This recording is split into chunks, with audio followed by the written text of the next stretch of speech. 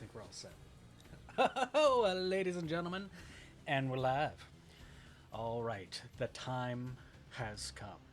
So today we're going to start off with the Dark Prophecy demo, so we can see where the story was at least kind of headed towards, and then we're going to do hopefully all of the lost levels. That's my plan today. The new game should be out, and we will be going through that here shortly. Now, I'm going to kind of run through, at least kind of get the points of what the comic is supposed to be and see if, because the comic's technically canon, so I want to know what that comic has to hold kind of before we enter the new game. But with that, let's go ahead and let's get into the Dark Prophecy demo and kind of get an idea of what they were going to try and do. Kain! What's going on, player? Good to see you. There we go.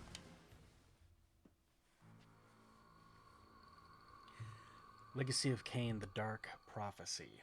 The cancelled sequel to Defiance entered development under Ritual Entertainment in 2004, but its production was discontinued later that same year. Built on the same engine as Defiance, The Dark Prophecy returned Kain to the role of singular protagonist and pursued a storyline heavily focused around the Hilden, the Demon Realm, and the fate of Yanis Aldrin. A number of locations were designed and developed prior to the game's cancellation, and this demo showcased one such playable sequence, emerging in a grisly place laden with bloodied corpses and the evidence of dark rituals. Kain must traverse the mountain pass, battling a host of hostile forces in the process. It is believed that the unnamed area observed in the demo was to be explored in the game opening stages. It serves as a transitional location, bringing more major landmarks and offers a representative slice of the project's gameplay. So this was basically going to be like the main hub. Kind of like how the pillars in the first game were technically a hub. At least it was the place that you kept returning to. Kind of like, I would say, Firelink Shrine of Dark Souls 1. You didn't really stay there, but somehow all roads led to Rome, you know what I mean? So I think that's what they're kind of saying with this. So Dark Prophecy. Oh yeah, if you're wondering what I'm wearing the Blood Omen 1 skin for Kain. That's kind of what I left off at, and I just thought it would be so awesome. Okay. Yeah, what is this? It kind of looks like Kain's like area. At least like his flag, you know what I mean?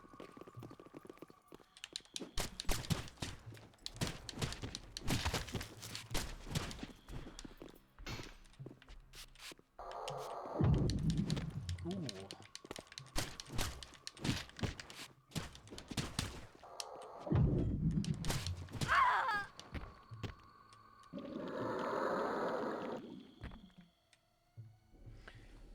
Blood hunger causes health gauge to drain slowly over time. Okay, so it's gonna try to put me through more or less a tutorial. Because this, I would assume, would be the beginning of the game.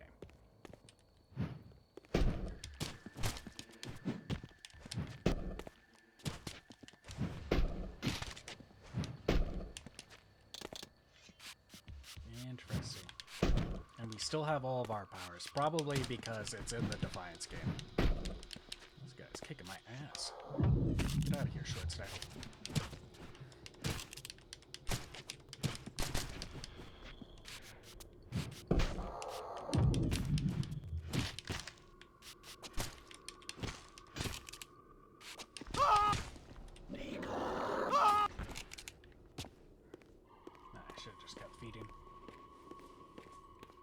let's try to explore these, because this isn't going to be a full-fledged game, so I really want to kind of grasp everything of what they had.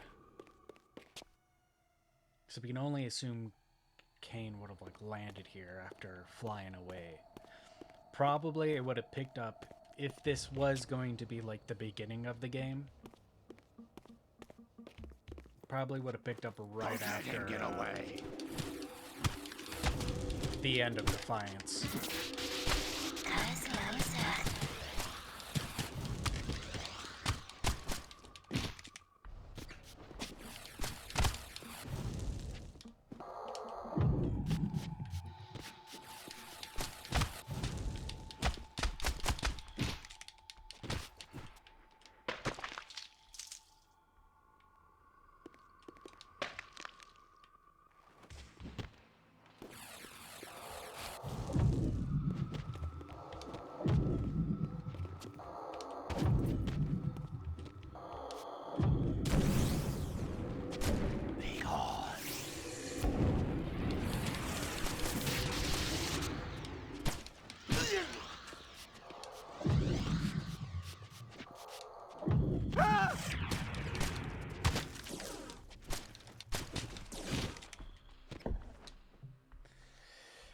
Okay, must allow the TK meter to recharge.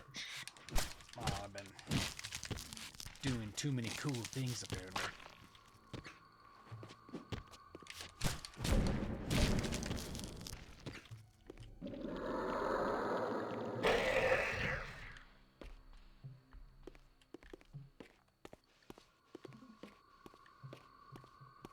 Okay.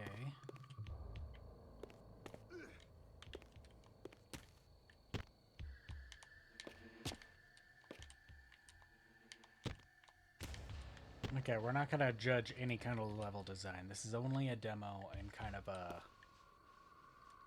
look-see anyway. Yeah, so a bunch of old ruins. I wonder if they hid anything.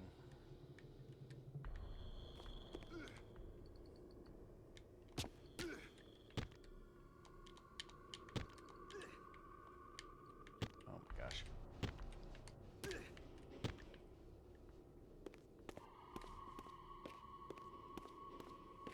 Yo, Castle Grayskull, what's up? Oh my gosh. Wow. Okay, we're just gonna ignore that.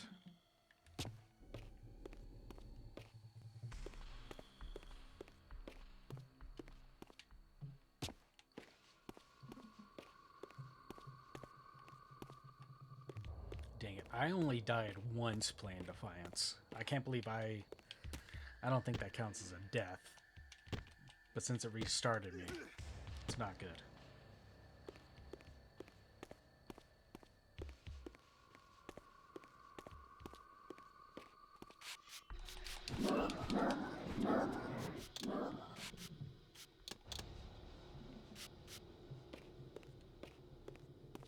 It's gonna be one of those things. Okay.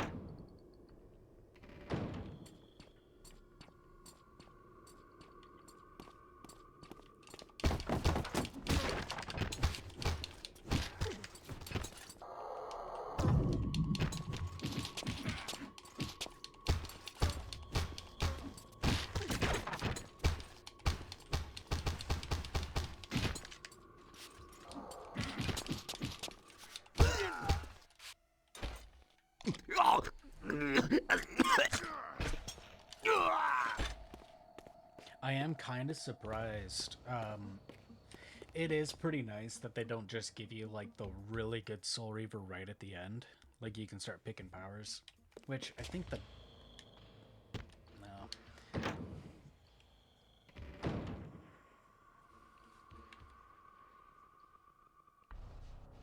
Interesting.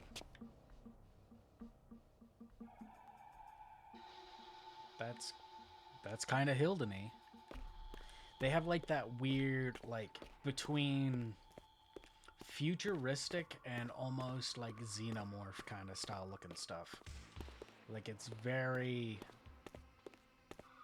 Very futuresque. That's all I can say. It's just alien, you know what I mean?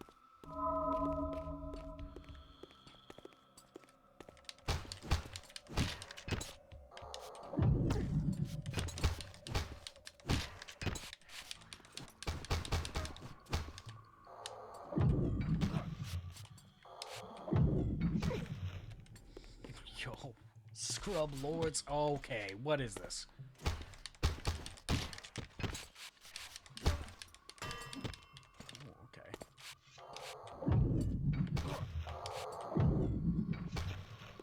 Okay, who else is showing up?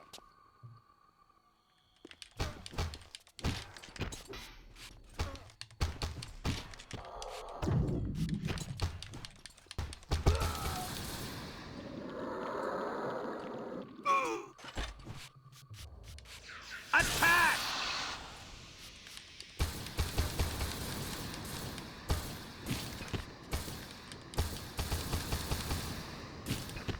Dude, I just hit him with the combo of all combos. That's gotta be the last one, right? Okay. Okay, spellcasters can enhance allies' abilities. Okay, we kind of know all this, but...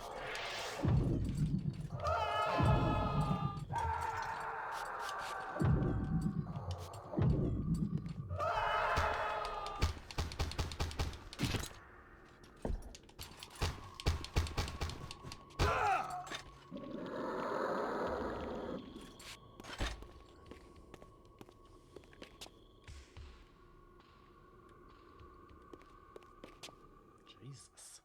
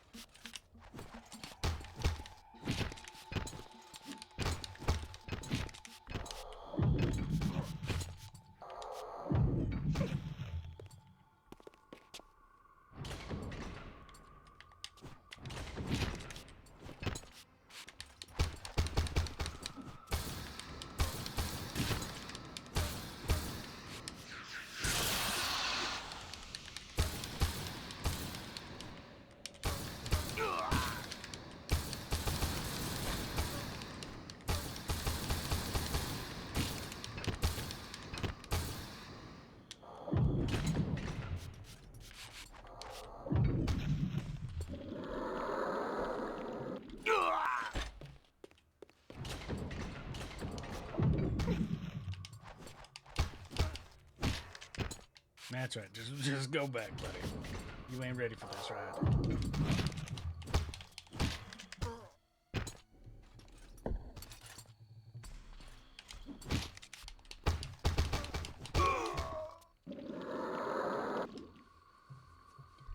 Thanks for playing the Dark Prophecy demo. Please quit to the main menu when you are ready to leave. That's it?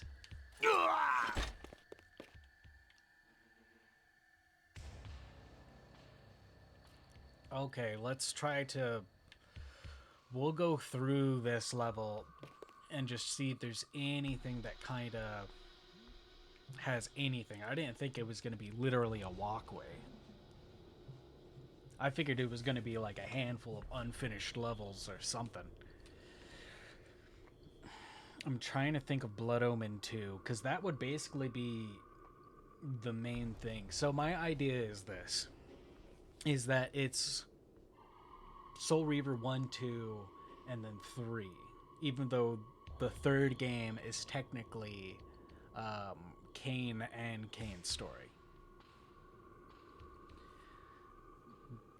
This, if Raziel wasn't in it in some way, whether if he could talk to him through the sword, which I want to say it was something like in the rumor mill where he was going to be kind of like the benefactor. This would have basically have been like Blood Omen 3, which I would have been down for. It would have been a nice thing because it would have been Blood Omen 3, and you could argue, well, you know, Kain got technically 4 games because he had a huge role in Defiance, even though this was going to be called Dark Prophecy. I'm sure that was like still on the table. I'm sure they didn't get too far, but I could see it being a Blood Omen 3 because it was going to be just mostly Kain battling the Hilden and kind of coming to the role of the balanced scion.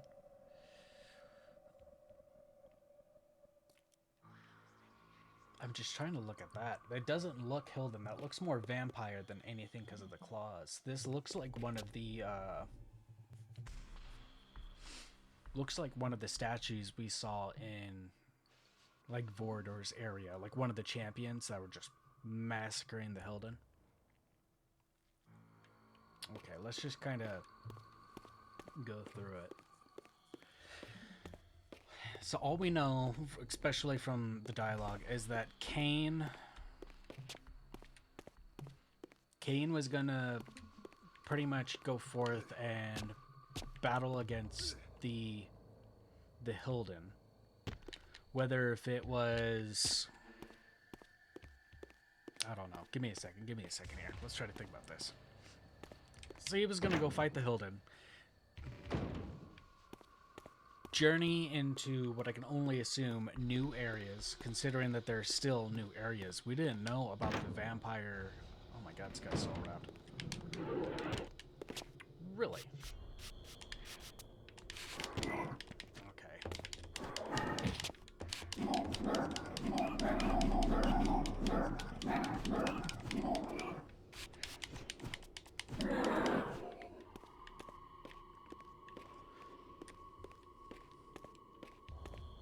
Yeah, we didn't know about like the vampire citadel or any of that stuff. So I wonder if this would have been like more ruins of like a particular place, because I want to say that this symbol on the ground over here, isn't this like what's on Kain's stuff? You know what I mean? Like that's Kain's like symbol. Let's see here. We might have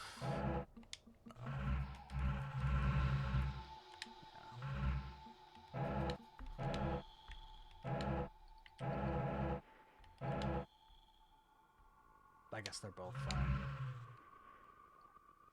Yeah. Okay. It's not great, but yeah, it's that look. Raziel? He's not in this one. So I don't know. I would imagine it would have been maybe us discovering through at least like the old Hilden places, because they've got to have something still in this world. If the vampires were able to hold their stuff and hide it for however long, I'm sure there's like some places of the Hilden that still exist, whether they're ruins or not. And maybe more time shenanigans could have happened. There's definitely going to have to be like a battle between Yano Soldrin and all that. But okay, well, the demo did not give as much as I was hoping. They were just like, yo, here's a taste of what could have happened, and then it was just like nothing.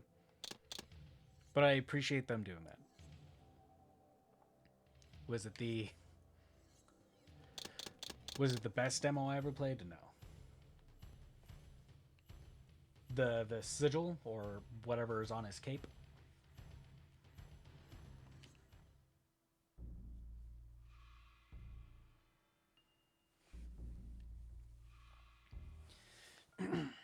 Right. Legacy of Kain Defiance tells a tale steeped in the wreckage of history, a long-forgotten ruins of Nosgoth's ancient civilization. Perpetually serve the frame Kain and Raziel's intrepid journeys of discovery. Yet, unlike Immortal vampires, the Defiance team could not afford to spend the whole of eternity perfecting their craft, and unlike the pristine, purifying flames in which the legendary Reaver Blade was forged, the real-world crucible of game development makes few allowances for perfection. Production realities ensure that the wanderings of imagination are tempered in the making, and while their ambitions are curtailed in finishing article for, oh geez, I'm falling apart here, article you now experience is the fruit of these inevitable cuts. Built upon countless times, streamlined, simplified, ruthlessly, but necessarily hammered into its final form. Yet, not all that is lost is beyond all salvation. Concepts left unpursed, assets left utilized can still be resurrected to see a new unlife. Here, those of us behind the Defiance Remaster present to you a select of less fully forged adventures, half scripted pieces salvaged for the cutting room floor, more remains of the past of Kain and Raziel's to discover alongside you. These curated lost levels represent a love letter to the Legacy of Kain community, the Legacy of Kain Defiance Remaster team. Thank you. Blood Omen explains it. Ascendance.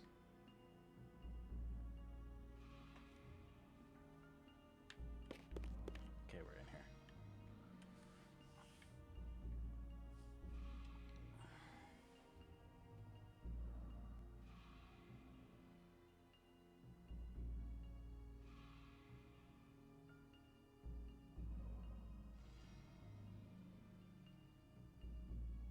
No, Raziel's spectral world. Every language more. Well, it sounds about right. Vague Victus, and woe to the conquered.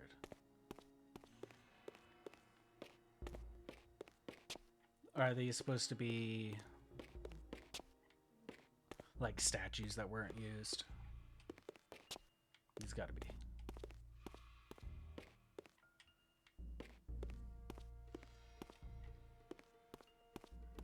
Oh my god, are all these gonna come to life? Like, what's going on here? Wow, that one's shockingly detailed and looks alive.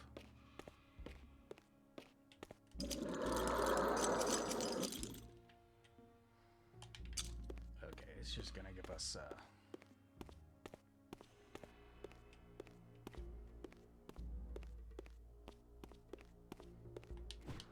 okay. So yeah, we're gonna run through try photo mode. I have not tried photo mode. How do I balance and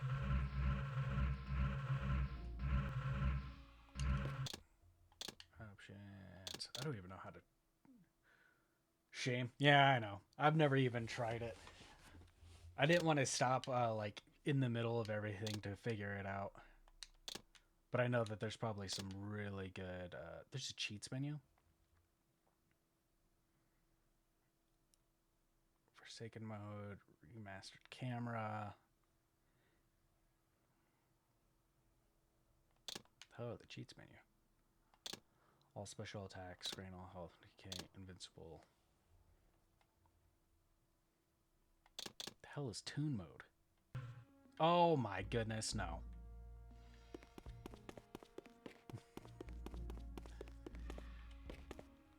Okay.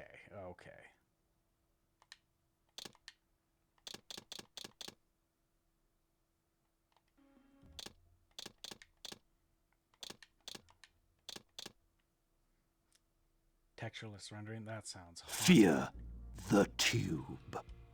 They got him to do that? Oh my god. Every kid growing up, I swear to god. Okay, cheats menu.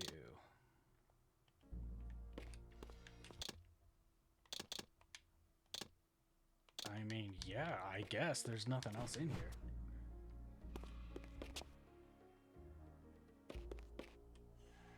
Devs, Blood Omen 2. Uma, please. Yeah. Alright, I guess we'll go into the next one, see what that's about.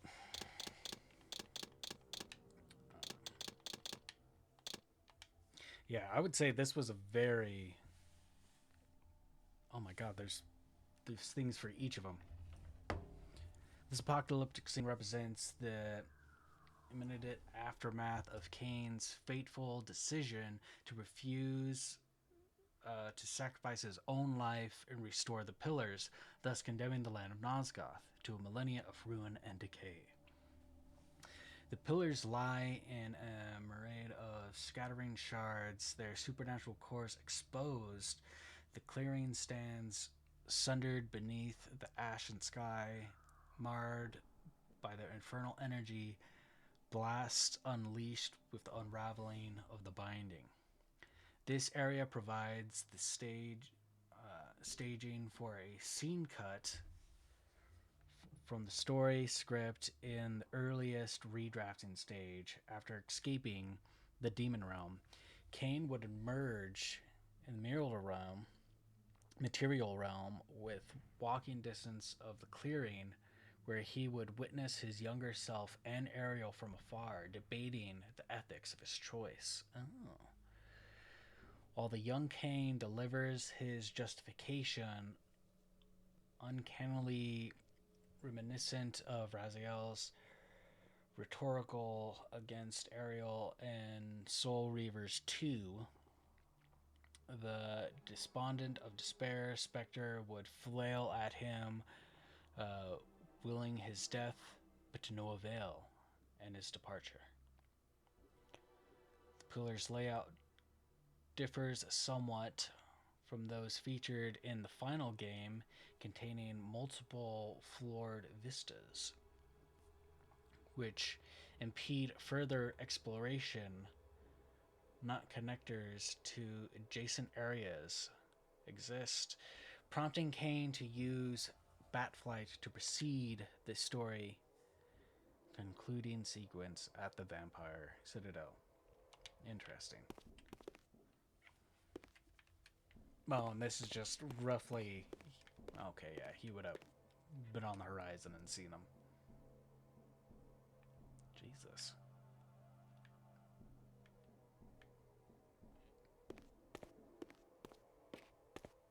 Oh my god. Yeah, this is something we never got to see. Yeah, we always just thought they were regular pillars. We didn't think that there was a tube of what I can only assume is like vampire magic in the middle of it. Yeah, because this is roughly what we've seen. They kind of get distorted after a while, and Kain builds a pretty dope pad around this. I imagine he took all the pieces and kind of brought them together. Wow, they even have a classic look. That's crazy.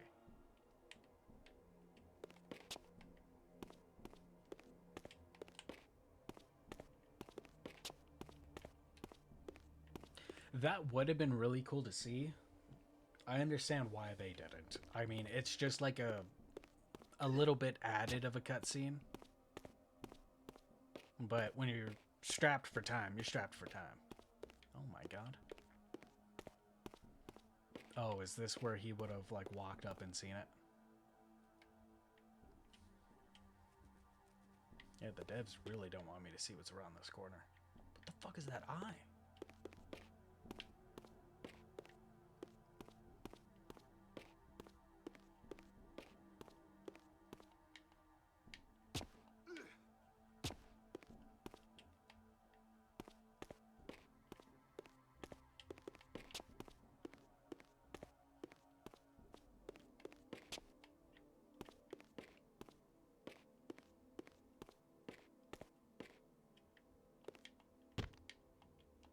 Oh god, okay.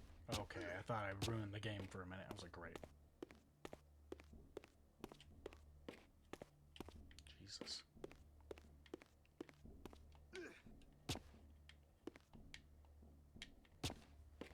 Yeah, we did not see this when we made the choice. That's for sure.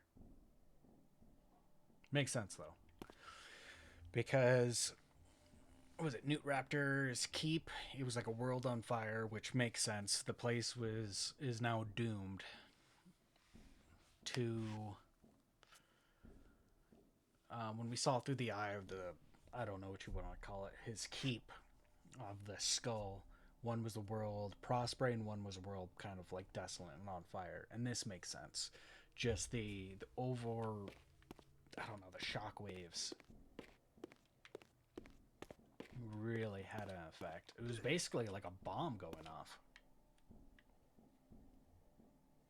The crazy thing is that they were tied to the nature of Nosgoth. You know what I mean?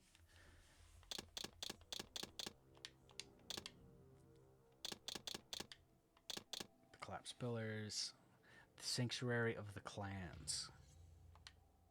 Okay, so this is where Kain builds everything on. First appearing in Legacy of Kain Soul Reaver, the Sanctuary of the Clans is the seat of Kain's empire and grand monument built to encompass the broken pillars in the centuries beyond Legacy of Kain Defiance. Though briefly recalling an archive footage during Defiance's introduction cinematic, the Sanctuary was originally set to appear as a playable location as well. Here we present the fruits of the original Defiance environment artist Isabelle LeMay's efforts to reconstruct the sanctuary on newer hardware. Chronologically positioned some 2,000 years after the pillars collapsed, the Soul Reaver's era and the sanctuary it housed acted at the set piece for what was originally the final chapter of Defiance. This epilogue was called so early in production that no dialogue was ever scripted to support it. This version of the sanctuary is not an exact replica of the Legacy of Kain Soul Reaver original, featuring many more columns and chairs at the periphery of the pillars. It shares a number of architectural commodities with the Water Forge, which in turn were ultimately transferred to the Vampire Citadel in the final game. Oh my god, now we're Raziel. Oh my god. Oh, okay, so this is where the battle was supposed to be.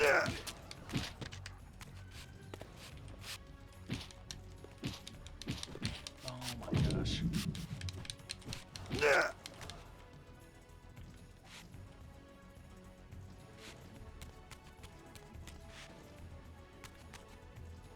Okay, so these are the pillars we know and love. It's surprising some of them are a little bit longer than we know. But like they said, they're not an exact replica. The room's a little different, obviously. There's not the climbables.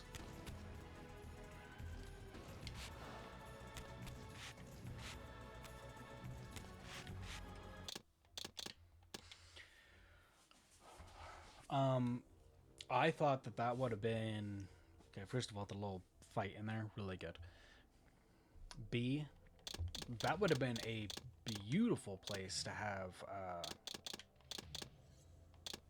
like the final battle between him and Raziel. It makes sense that they went to the chapel because that's where they tied in. Was it Duma? Was it Duma? Whichever brother we didn't kill. And then it would have been like a really nice kind of callback to the battle that we had at the beginning of Raziel's story, where I guess Raziel's first time paradox kind of started. I think that would have been a lot of fun. The early stronghold. In early production of Defiance, the Seraphim Stronghold adhered to a design much more akin to the Soul Reaver 2 2001 incarnation. See, I knew it was a little off. Something was a little different. Um, they clearly made it a little bit bigger, and there was like a little bit more corridors and shifting, but it was I couldn't tell if it was the I don't know. It just felt off. There was like hallways there that I did not remember that, and there was like a bunch of outdoor stuff. Okay, but anyway, this prior iteration of the Stronghold provides a ready touch point with Soul Reaver 2, not only in terms of its floor plan, but in its sense of scale. It features the first version of several common landmarks carried over into the final level, such as the bridge area and the Ellergod Caverns. It's much grander in size than the final, more compact version of Defiance would support. This takes on the stronghold was constructed to accommodate not only Kain's first and third chapter, but also Raziel's directly following on the end of the game in the chapter house room. Some versions of the scenario feature a return to the Rune Stronghold in the near future era, previously explored in Soul Reaver 2, which would involve Kain infuriating its confines to recover the head of Vorador. Ooh.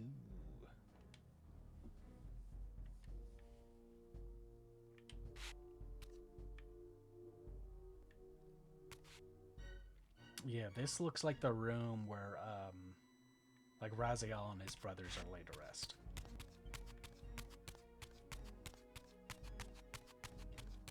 Yeah, these hallways. That specifically right there looks good. Is it blood now because I'm in the vampire look? Yeah, it's gotta be.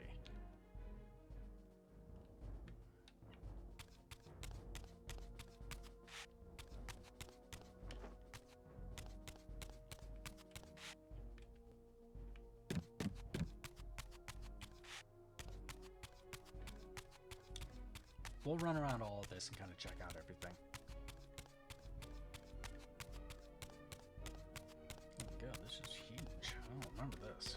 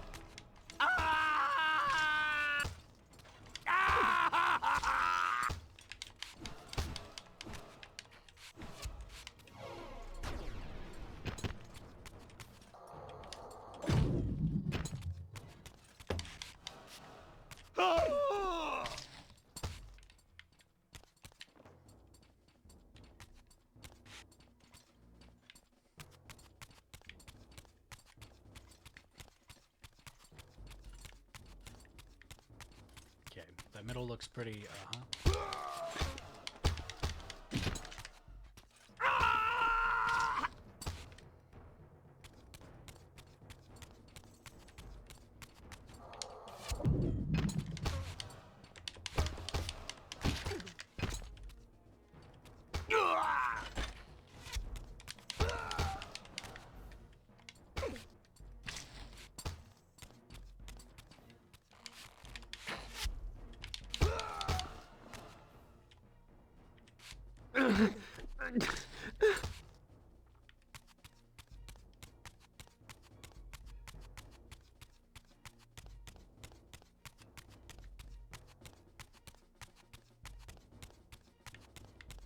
Yo, they got a lot of this level done.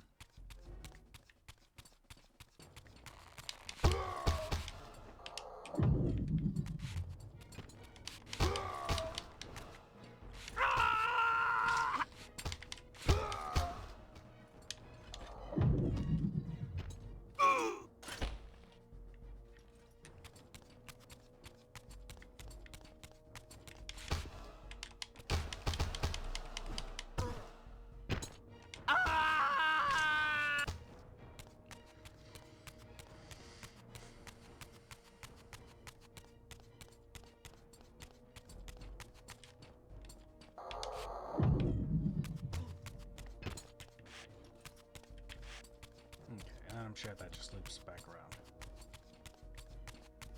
Interesting, interesting.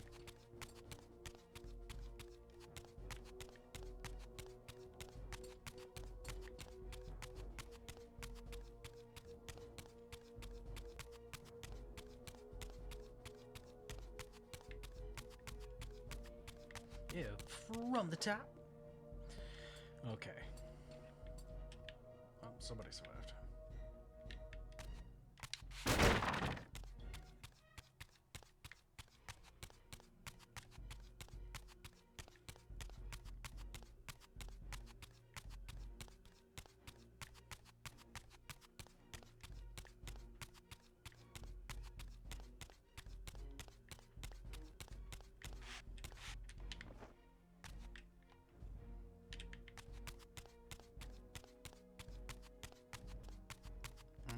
And then this would have been the bridge to get over.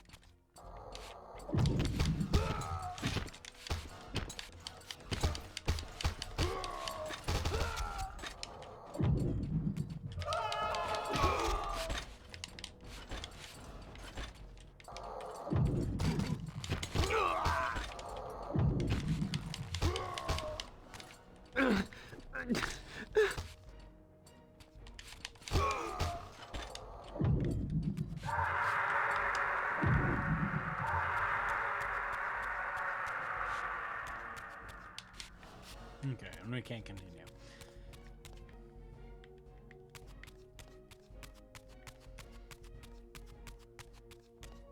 So yeah, they definitely tried to keep like the bones of the original one, but you can tell that they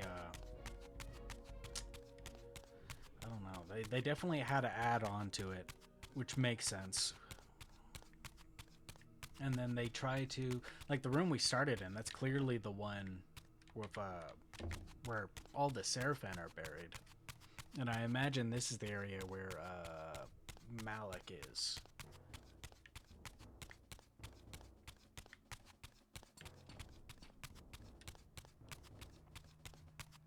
Okay. I'm just gonna re-skim everything on this side, because I didn't go down that one hallway. The stairs are a little funky, but besides that, that's a small thing to pay.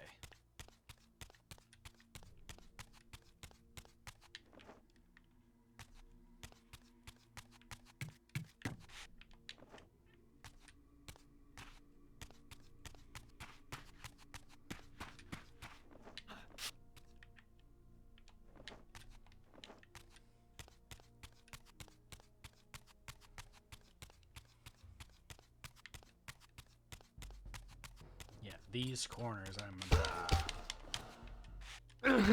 I didn't even realize Raziel had a little ponytail.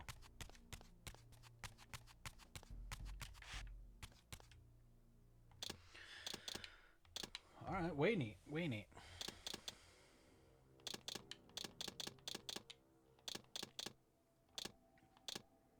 The early stronghold, the early underworld. Alright, and we don't have too much more. Not that I'm complaining, I just am curious. This alternative take on the underworld area precedes the overarching redesign, which also overhauled the Seraphim stronghold initially. Raziel's story began in the stronghold like Kain's, and the underworld was first conceived as a shorter climax to the beginning of his story, also opposed to its own fully fledged game, region, and tutorial. Falling from the pool room of the stronghold into this shadowy caravan, Raziel would interact with a wrathful elder god before fleeing through a tunnel formed by the intertwined mass of its whirling limbs. This long passage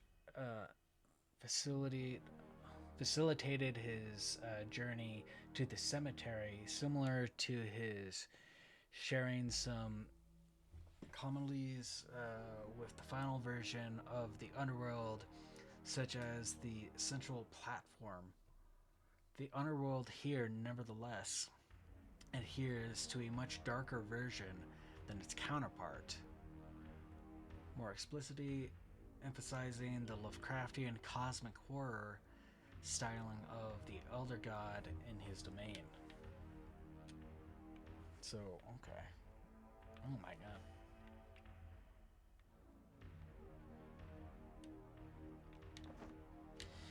That honestly would have made more sense if, like, as he drifted away. Because it. Oh, wow, there's a lot to go. Because it never really made much sense of how he ended up where he was. Besides the Elder God just snatching him.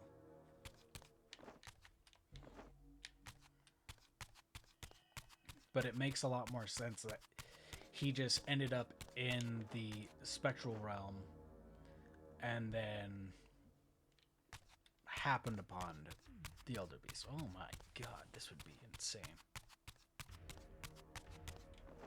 That's it, that's it.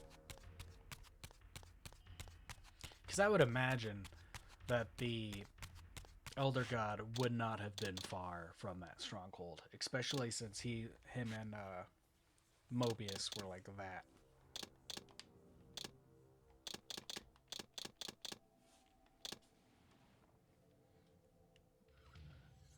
Early Forge, Air Forge, Dark Forge, and Water Forge. The purpose of province of this mystery test room is unknown, save that it was another of those created by Defiance environment artist Isabel LeMay. Its textures are unique, largely dismissal of any observed either in the retail version of Defiance or in previous Legacy of Kain games. The hall's most prominent feature is the large sundial occupying the lower tier, which is derived from the Dark Forge in Soul Reaver 2. In recognition of this minimal clue, the room has been tentatively dubbed the Early Forge by the Defiance Remaster team. So even they don't know what the hell it was.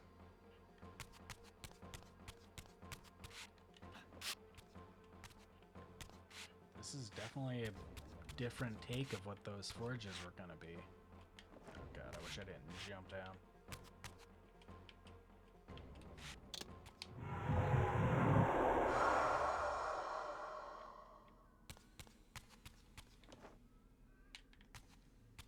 Interesting.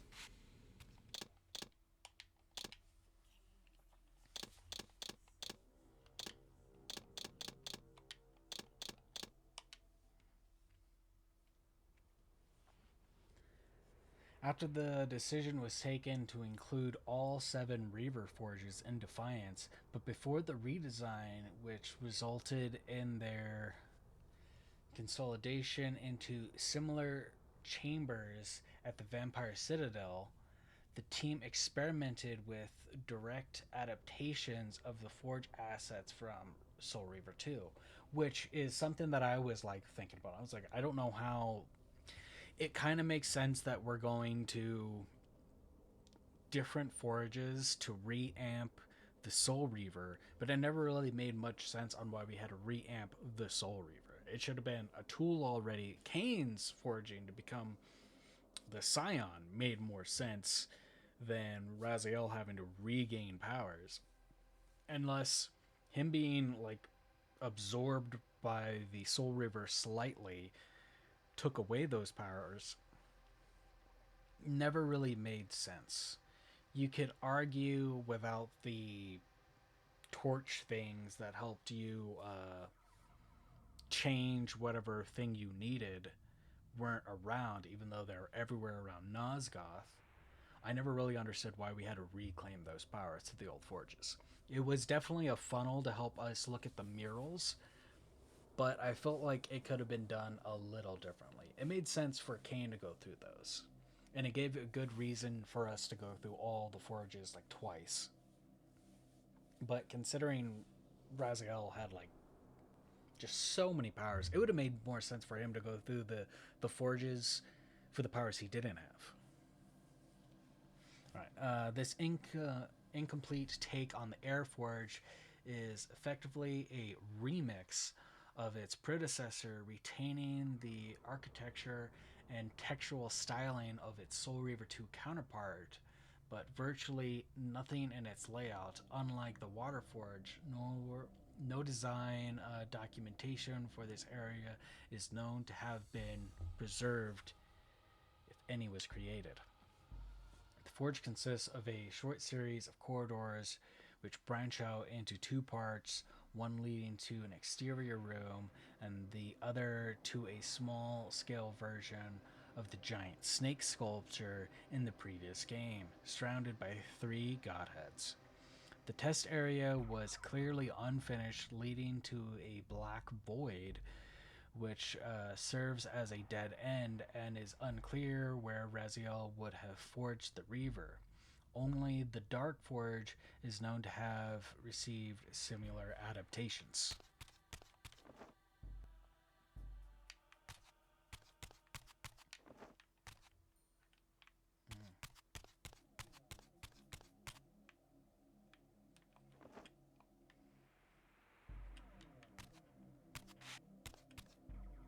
Oh god.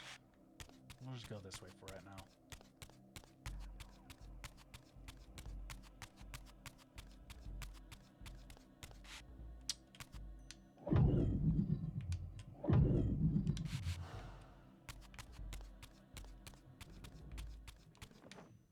Oh my god, and I completely missed.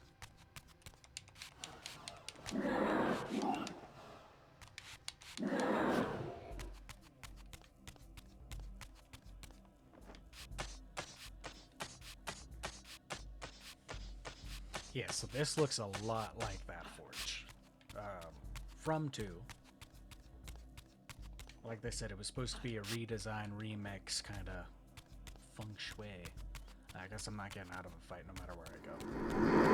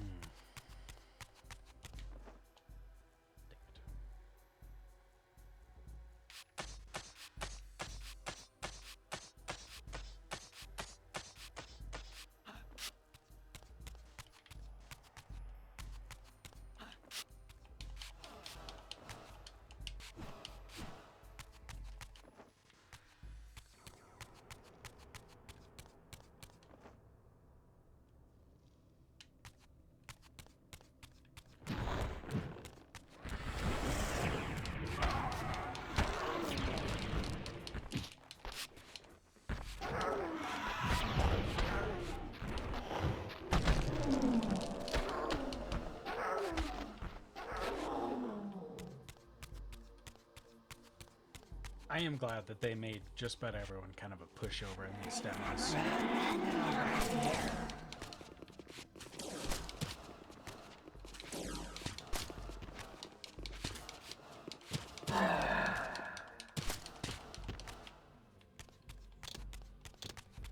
No, it's because I got like the powerful Soul Reaver. Cool, cool.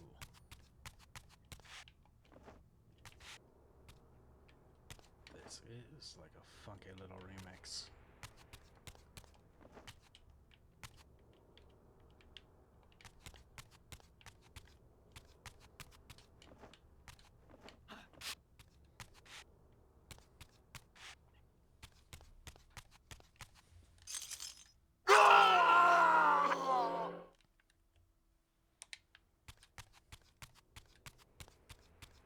Well, this would have been a cool throwback.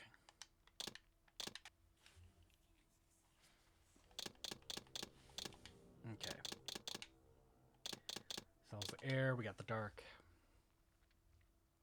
Another of the Reaver Forges was originally appeared in Soul Reaver 2. This version of the Dark Forge follows the same cues as the earlier Air Forge by remixing components of its previous incarnation. A somewhat more open and vertical layout than its counterpart, it shares little to no tonality with the original Dark Forge in its arrangement, but its set of textures is entirely derivative of that version, consisting of three major partitions. The area contains a number of non functioning puzzle setups, which hint at some of the challenges the level design had planned. This forge, like the others, is clearly incomplete and probably did not advance much further into development before being scrapped in favor of more boilerplate forge designs of the final game. And clearly, the Dark Forge look. This was the one with the moon. They at least keep the moon. Oh god, everyone's coming. Yeah, this place is way bigger than I thought.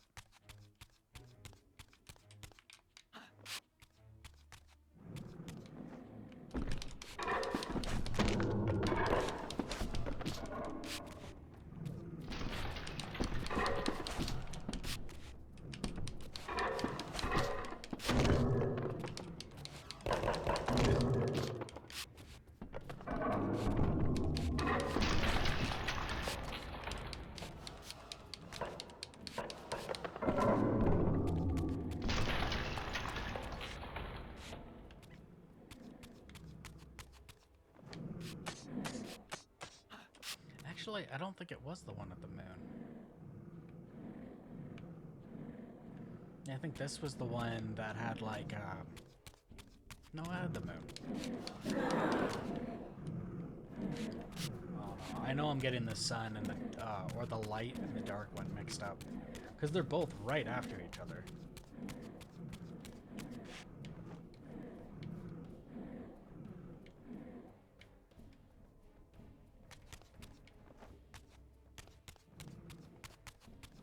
It's just gonna be a way back up.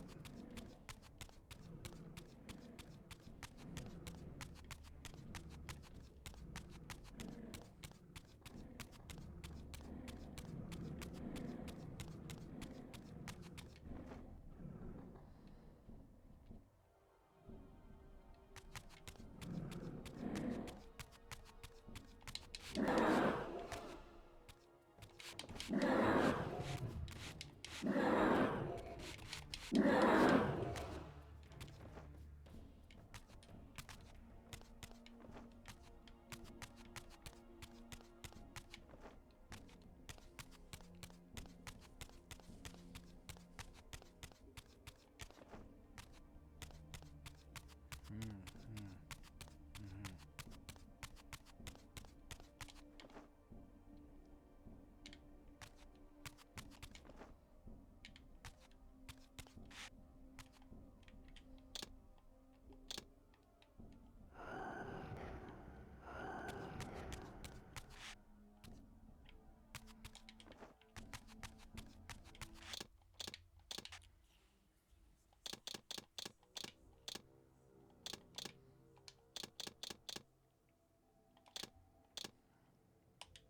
All right, now the Water Forge.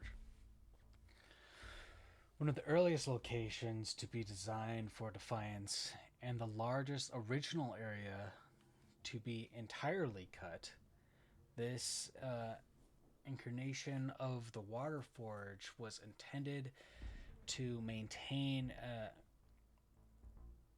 to main continuity with the Reaver Forge of Soul Reaver 2.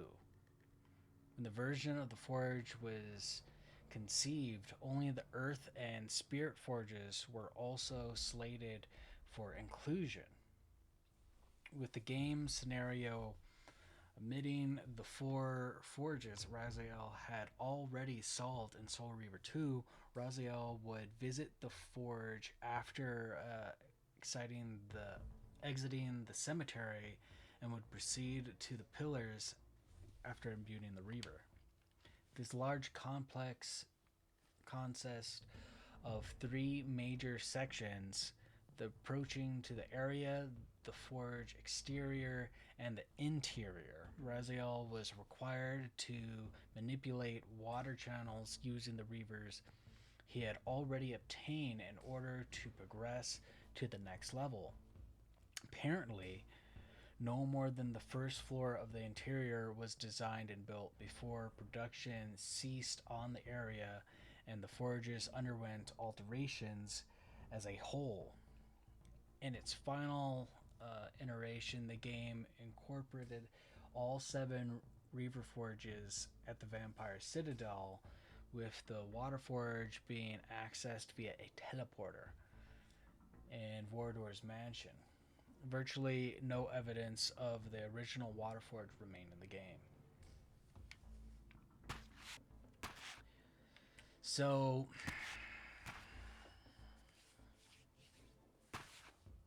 why not just let him keep whatever powers he had? I can't remember what we had. We had what? Fire. We had fire, light, dark, and I think wind. And then there might have been a couple because I didn't go through and get all of them. But why not at least keep those main ones, and then the rest of the game is you already doing puzzles to like make up for it, like get the new ones, you know what I mean? Like the earth, I guess the water one, because I don't remember there really being a water one. I could be wrong about that. And then, you know, whatever else we needed.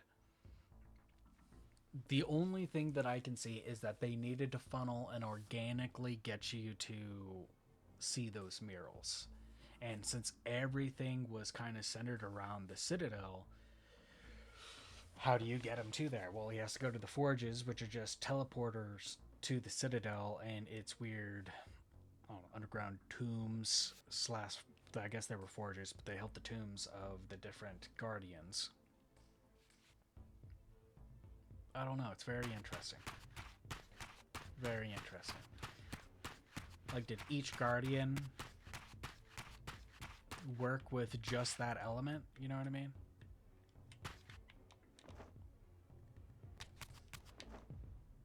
Like I said, it made more sense for Kain to go through all that, but Raziel really needed to see it.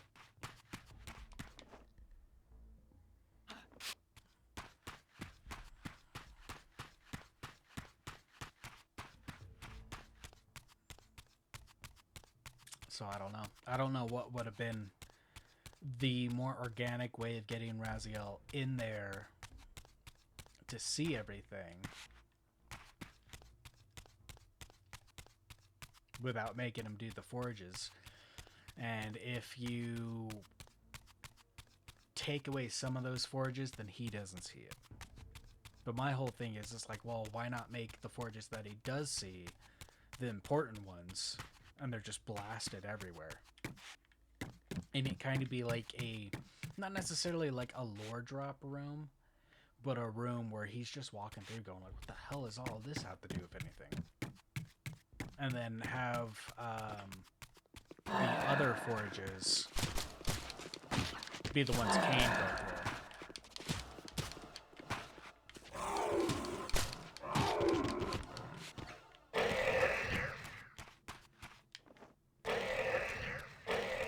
Because it was kind of like the I don't want to say the pain in the neck, but I always go back to it. Well, there's definitely water here for it. Just the whole, like, you know, Soul Reaver 2 thing. Why did we have to go through everywhere so many times?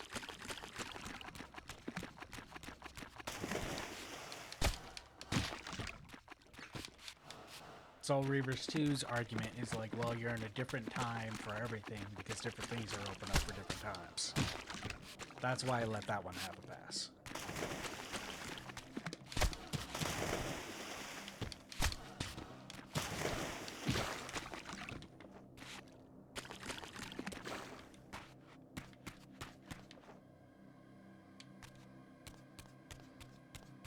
Alright, and this looks like this is about as far as they got.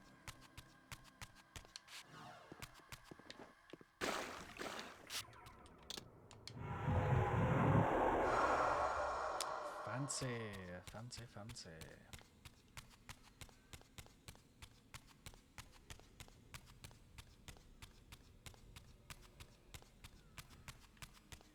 Yeah, they got pretty far off this before they had to give up.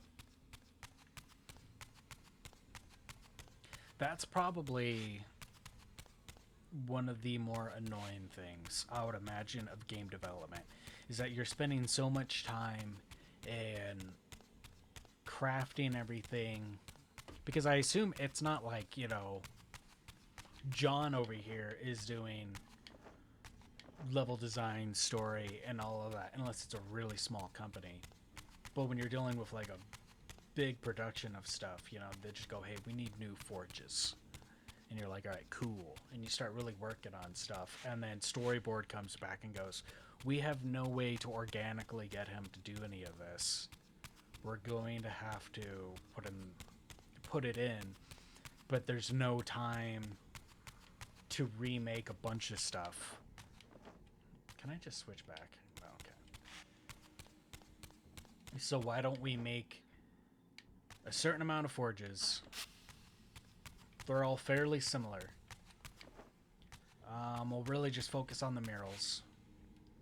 And to save time to capitalize on us, you know, since we've already done so much, we'll just have them go through it. Because a lot of the game, at least a lot of the chapters, is both Kain and Raziel going through the forges, which I can understand from a story point of view. You want both sides to see. It's important for both sides to see.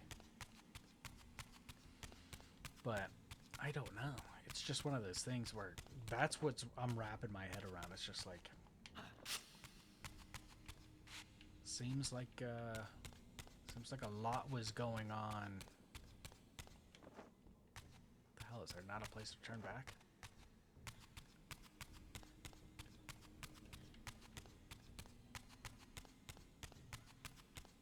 Because I don't need to fight everybody. I don't really care to fight everybody, but I wanted to see everywhere not all super shiny.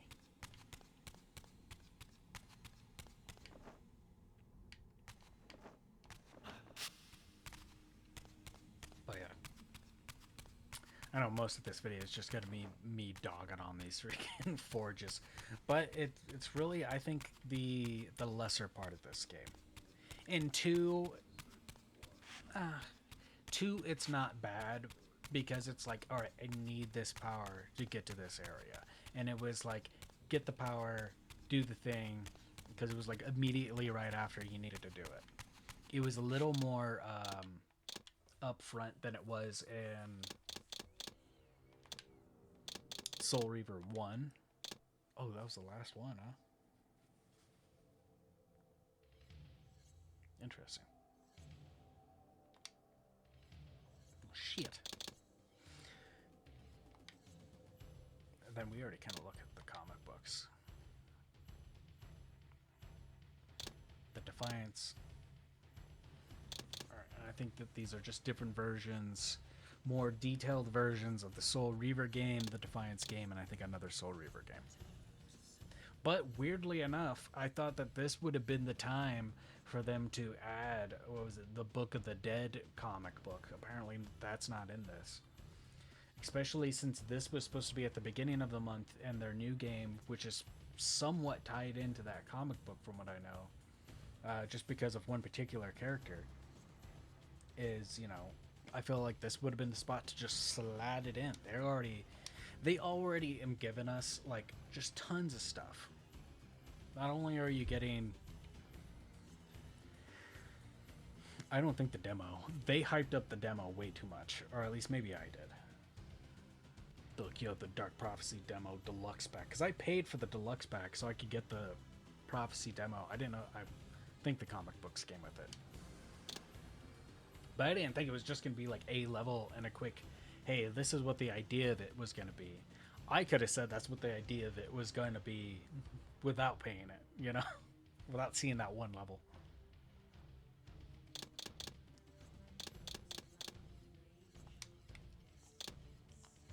And then Dark Chronicle is just that. Kain's birthday.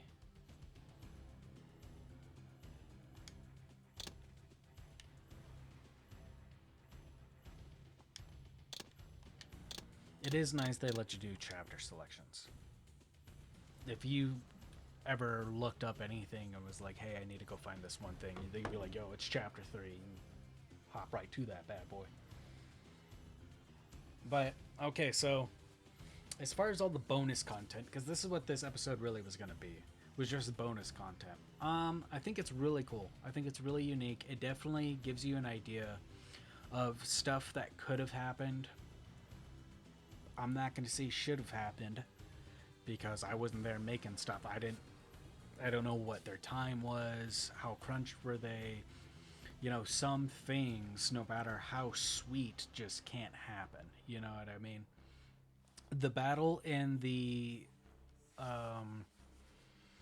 I don't remember what it's called now.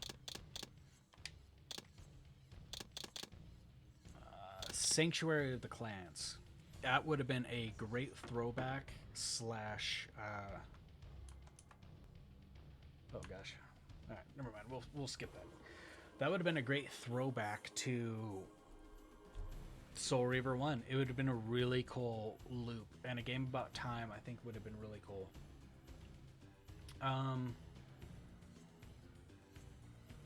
The forges, I like the idea of the original forges. They were really scattered around, so I can see that trying to organically get, especially Raziel, to kind of snake through everything and make sure that he got all of them. My question is, how did he lose those powers? They pulled like a God of War on us, where the second you start the new game, freaking bam, he loses everything. Classic game shenanigans, which doesn't make sense because between Soul Reaver 1 and 2, you start Soul Reaver 2 with practically everything, and you only gain from that game. You know what I mean? Because you keep swimming, you keep climbing, and you keep all that stuff. I think the only one they took away was that weird circle one that was supposed to lock him into place. But in my opinion, it didn't work very well. It kind of worked for puzzles, but it wasn't amazing. I'm glad that was at the end of the game. But yeah, then like in this game, Raziel should have kept at least the basic ones that you would have gotten through the main game.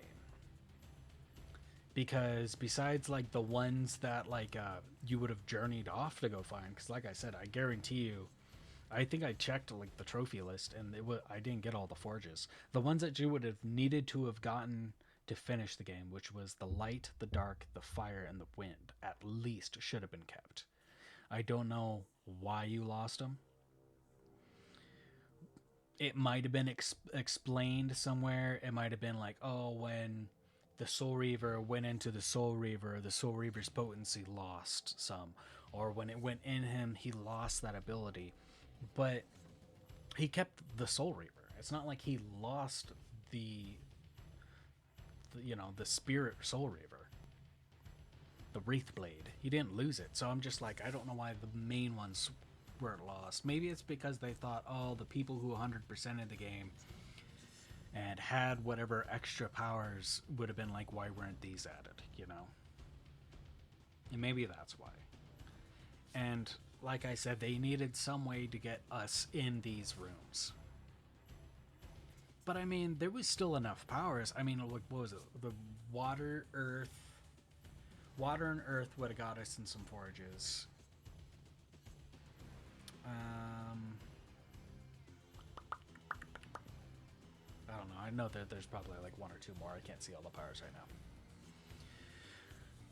But it's just like, I don't know. Honestly, I would have had Kain because he still needed to come into these forges to see some stuff. And then I would have had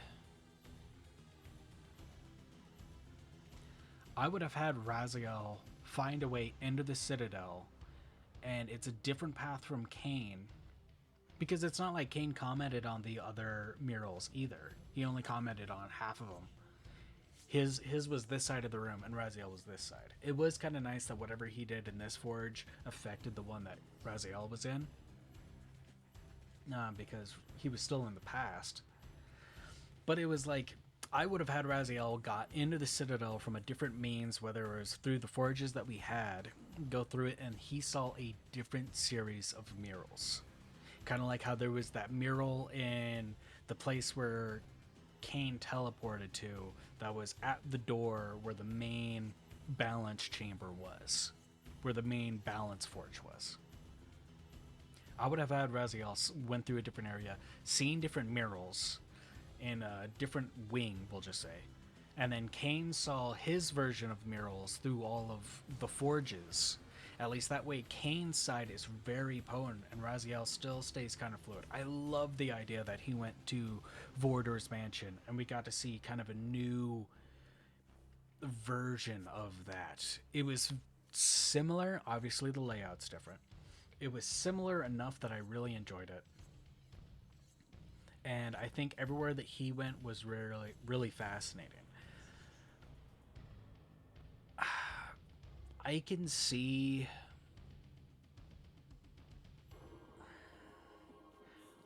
the Battle of the Chapel is really neat. I would have liked it somewhere else. It doesn't make sense for it to be in the Sanctuary of the Clans, though, because they would have both had to have been way far ahead.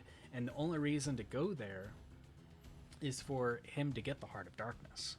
So it makes more sense for him to get kind of ambushed by Kain somewhere because Kain's looking for him to help him.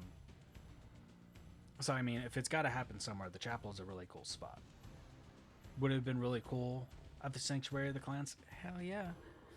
But it doesn't make sense as far as, like, how would you get there? Because that means that they would have had to went forward in time. How would Raziel get farther into time? I don't know.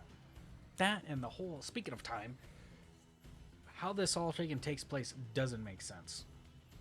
Because the last thing we saw is that Raziel defeats the Seraphim, right? And then he dies, and he goes into the spectral realm. And then pretty much right after that, for some reason, Kain has to sneak back into the shindig. And I think he would just sneak in somewhere else. But then he's killing everybody just to find a way to find where Raziel is. But Raziel has been pushed like 500 years into the future. But we know, due to the ending of Soul Reaver 2, that takes place at the same time the opening of Blood Omen 1 is happening. Because we hear the opening happen with Vorador slaughtering the Circle. So with that, we know that it's only, I would say, about 30 years, because I think Vorador even says that. It's about like 30 years or something until Kain is born. Unless I am mistaken, which is a possibility, where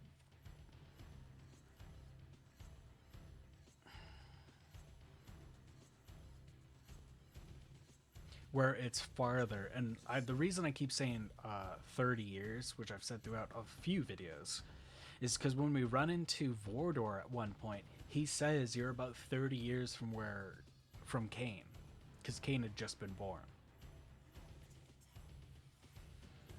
So unless it happened way, way, way freaking past when the original Circle was murdered, which it's not all of the original.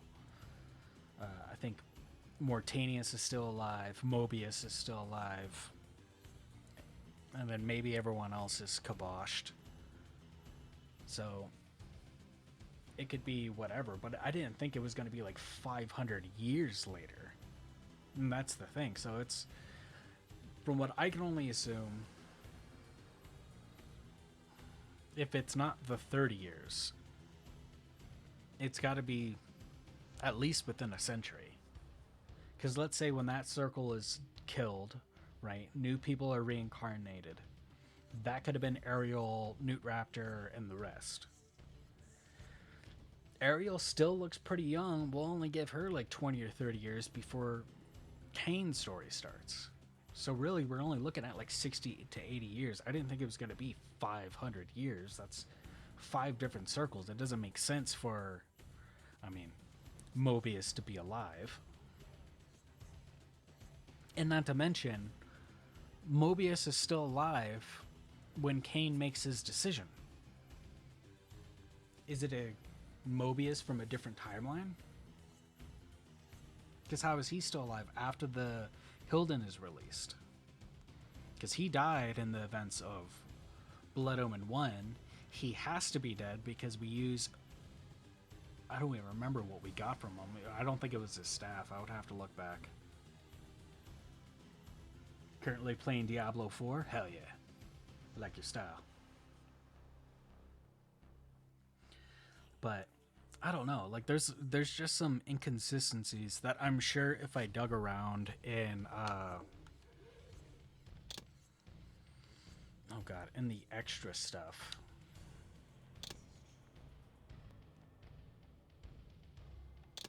Is it bonus material?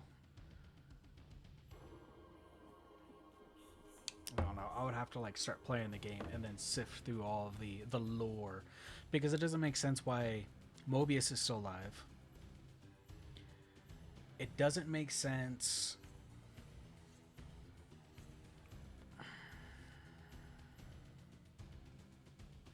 for Janos Aldrin to be where he is. And it doesn't make sense for the 500 years.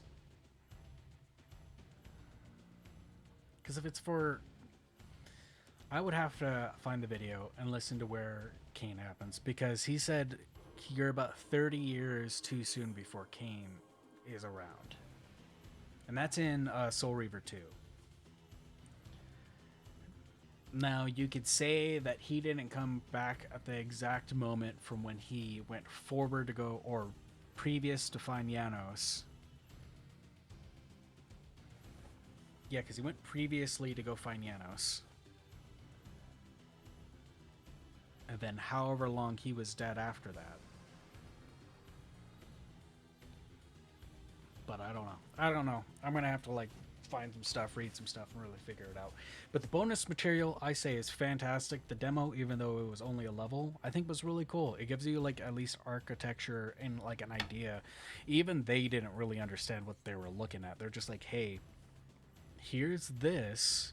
Here's obviously what we could assume, or what they said that they were going to do. And at least here's something. I don't think that they would have said, I don't think they should have said a demo. I think it should have been a lost level itself, but you can't rope it in with Defiance's lost levels. You have to have it as a Dark Prophecy level. I would have been okay with the unmade levels as well, being like, here's also some kind of stuff, even though it's really blotchy, here's something. But until we play the new game, I think that this series was kick-ass. I think it was a lot of fun.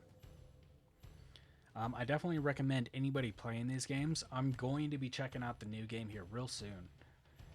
And we'll go from there. And we'll actually see what the new installment is. I'm going to try to brush up on whatever the comic book said. I'm sure I'll skim through those comics, but when we did the other day, it just looked like it's rehashing Defiance and Soul Reaver. It didn't say Soul Reaver 2, so I can only imagine. But I'll try to really kind of get through some stuff, really figure it out. But with that, ladies and gentlemen, I appreciate each and every one of you. Sorry if I'm just rambling at the end of this video. I'm trying to just put everything together. I know I'm kind of new to this series. I've really liked this series throughout the years. I just never really dove into them.